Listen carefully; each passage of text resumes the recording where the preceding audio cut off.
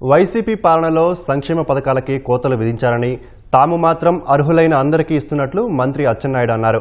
శ్రీకాకుళం జిల్లా ఎచ్చెర్ల మండలం బుడగట్లపాలెం సమీపంలో శనివారం సీఎం పర్యటన సందర్భంగా ఏర్పాట్లను మంత్రి పరిశీలించారు. మత్స్యకారులకు వేట నిషేధ సమయంలో ప్రభుత్వం అందించే సాయాన్ని రేపు సీఎం చంద్రబాబు అందించనున్నారు.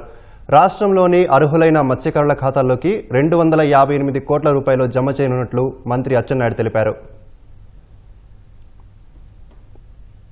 26వ తారీఖున మత్స్యకార చేయూత పథకం ఇంతకు ముందు ఇచ్చిన 10,000కి 10,000 కలిపి 20,000 రూపాయలు.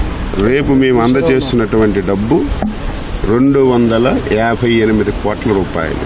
ఈరోజు కేంద్ర ప్రభుత్వం మత్స్యకారులకి అనేకమైనటువంటి కార్యక్రమాలు చేపట్టింది. ప్రధానమంత్రి మత్స్య యోజన పథకం, ఈ పథకాన్ని గత 5 సంవత్సరాలు 5 పైసలు కూడా ప్రభుత్వం ఉపయోగించుకోలేదు. ఇప్పుడు మళ్ళీ మేము ఆ పథకాన్ని పునఃప్రతిష్ఠించాం. ఆ పథకం కింద మళ్ళీ బోట్లు ఇస్తున్నాం. మత్స్యకారులు మన ప్రాంతం నుంచి ఇతర ప్రాంతాలకు వెళ్లకుండా ఇక్కడే ఉండి ఉపాధి కలిగే విధంగా కార్యక్రమాలన్నీ చేయాలని నిర్ణయించాం. అవన్నీ చేస్తాం. ఇచ్చిన మాట ప్రకారం బుడగట్లపాలెంలో హార్బర్ కూడా తొందరగా కొనసాగిస్తామని కూడా ఈ సందర్భంగా తెలియజేస్తాం.